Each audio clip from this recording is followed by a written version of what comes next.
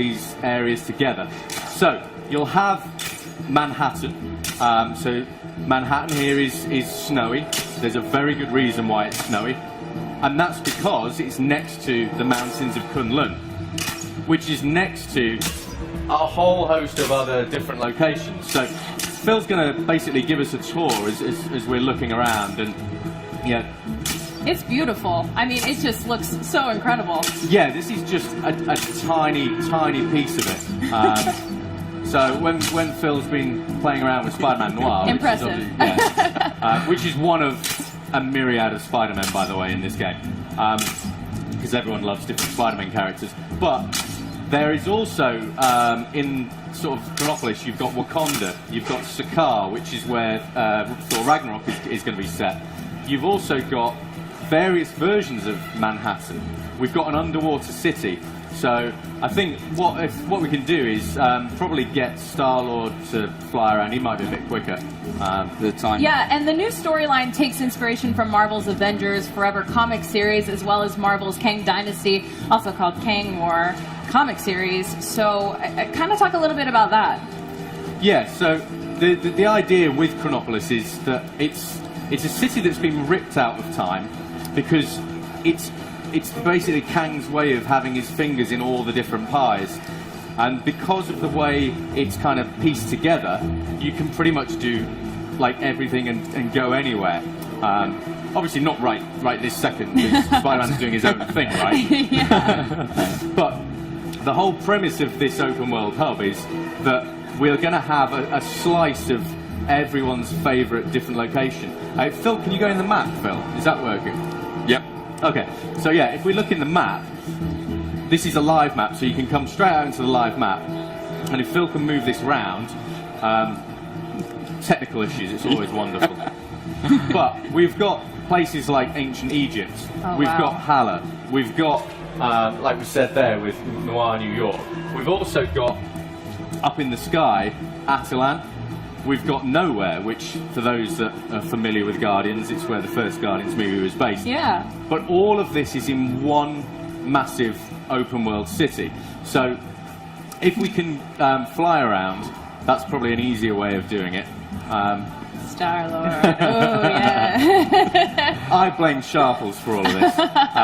But if we can fly around, that's so cool. See. So this wibbly-wobbly thing at the side, this is part of the story. This is... Kang kind of brings these places from their own time frames. So you imagine you've got something from medieval periods, you've got something from the future. Very early in the game, part of what you do is bring all these walls down to have this huge open world city. And you have got, like you can see here, all of these areas merge in together. Now this is obviously, the game isn't out until November, so we're working on piecing all of this stuff together. But this is the biggest and most ambitious open world we've ever had in a LEGO game. And the whole idea of this is that we've got a huge game of all the levels and the way the story unfolds, but we've got a massive open world, because what we have found is that people love exploring the open world and all the side quests and the funny little hidden rooms and all of the quirky bits of gameplay that reference Marvel comics and Marvel movies and everything that's great about the Marvel universe. Yeah, absolutely.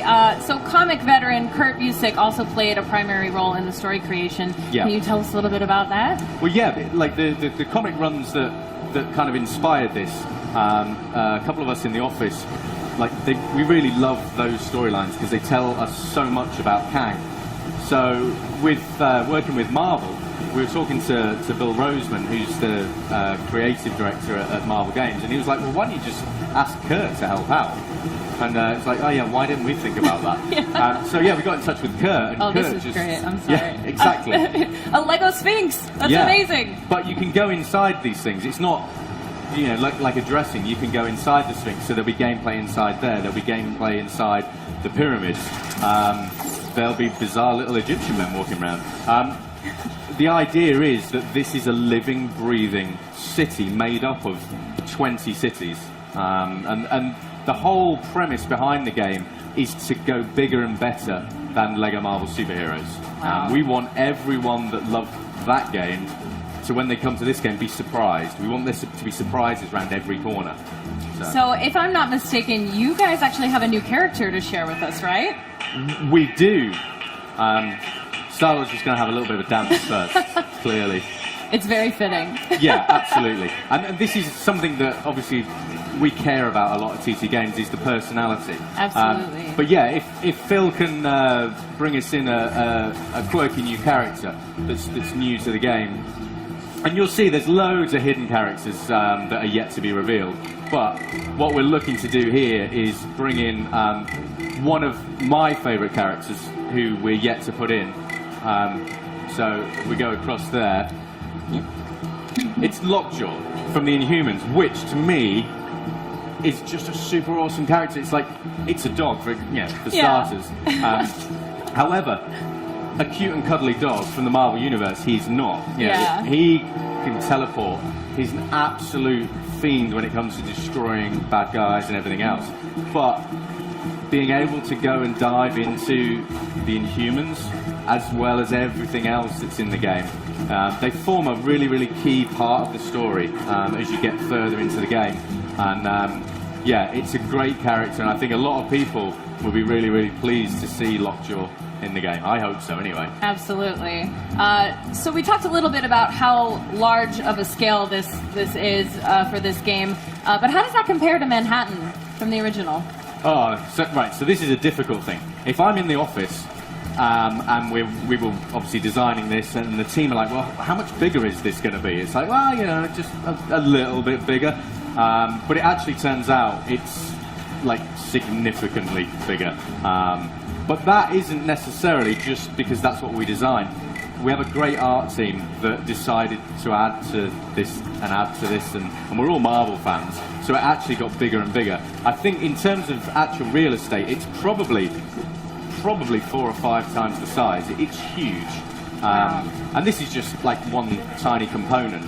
We're still obviously working on all of this. But if Phil are you able to go up as Spider-Man? I don't know if you'd be able to go to up into the air. I can give it a try.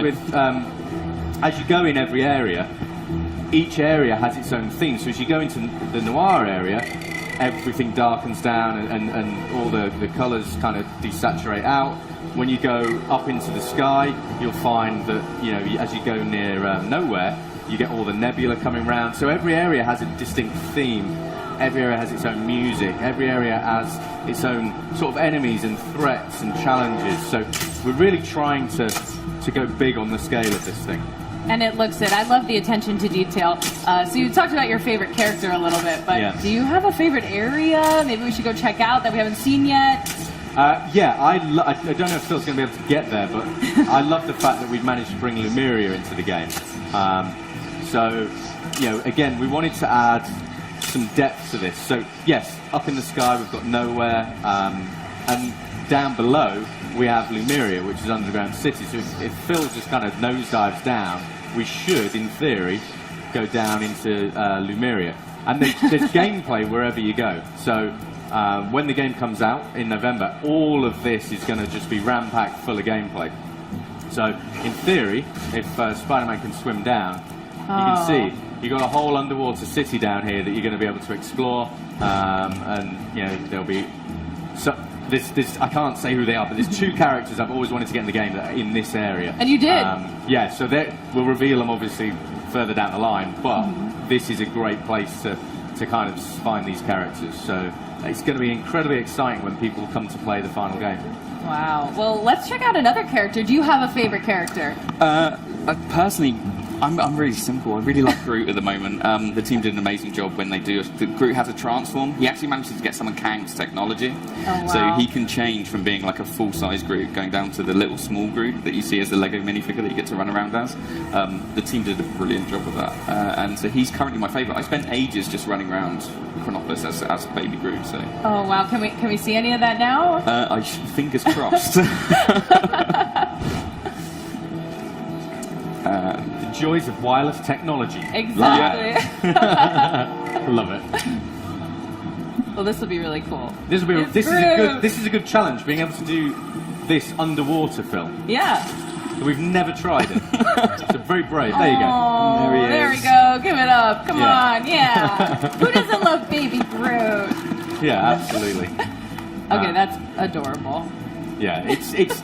But the thing is, these are just a handful of the characters that are going to be in the game, and the team are just absolutely killing it, adding more and more and more characters.